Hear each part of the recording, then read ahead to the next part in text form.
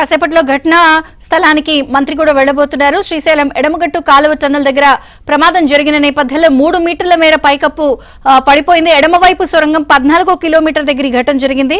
అయితే 4 రోజుల క్రితమే ఎడమవైపు సొరంగం పనులు మొదలయ్యాయి. కానీ ఇంతలోనే ప్రమాదం జరగడంతో 40 మంది కార్మికులు అక్కడే ఉన్నట్టుగా కూడా తెలుస్తోంది. ప్రమాదం జరిగినటువంటి ఘటనకి మంత్రి కూడా కాసేపట్లో చేరుకుంటారు. మరింత సమాచారం మా ప్రతినిధి నరసింహరావు అందిస్తారు. నరసింహరావు.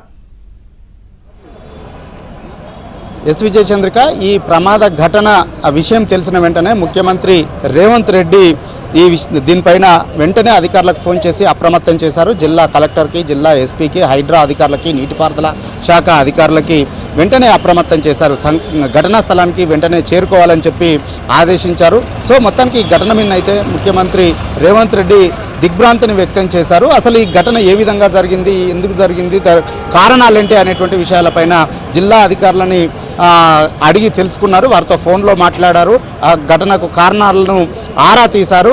సో వెంటనే సంఘటన స్థలానికి వెళ్ళి అక్కడ అవసరమైనటువంటి చర్యలు, సహాయక చర్యలు వెంటనే చేపట్టాలని చెప్పి కూడా ఆదేశాలు జారీ చేశారు. దాంతోపాటుగా ఇటు మంత్రుల్ని కూడా, అందుబాటులో ఉన్నటువంటి మంత్రుల్ని ప్రధానంగా ఇటు నీటిపారుదల శాఖ మంత్రిని కూడా ఘటనా స్థలానికి వెంటనే వెళ్లాలని చెప్పి ముఖ్యమంత్రి సూచించారు. ఈ నేపథ్యంలో భారీ నీటిపారుదల శాఖ మంత్రి ఉత్తమ్ కుమార్ రెడ్డి కూడా వెంటనే ఘటన వివరాలు తెలిసిన వెంటనే ఘటన పైన ఆరా తీశారు. ప్రమాదం ఎలా జరిగింది ఏంటి అనేటువంటి విషయాల్ని ఆ యంత్రాంగాన్ని అడిగి తెలుసుకున్నారు. అక్కడ ప్రధానంగా ఆ వర్క్స్ చేస్తున్నటువంటి ఏజెన్సీ ఏదైతే ఉందో ఆ ఏజెన్సీ వాళ్ళకి ఫోన్ చేశారు. అంతేకాకుండా ఈ టెక్నికల్ సిబ్బంది ఎవరైతే ఉన్నారో వాళ్ళకు కూడా ఫోన్ చేశారు. అక్కడ ఉన్నటువంటి వర్క్స్ చేస్తున్నటువంటి ఇంజనీర్స్ కూడా ఫోన్ చేసి ఆ ప్రమాదానికి కారణాలు ఏంటి అనేటువంటి దానిపైన ఆరా తీశారు.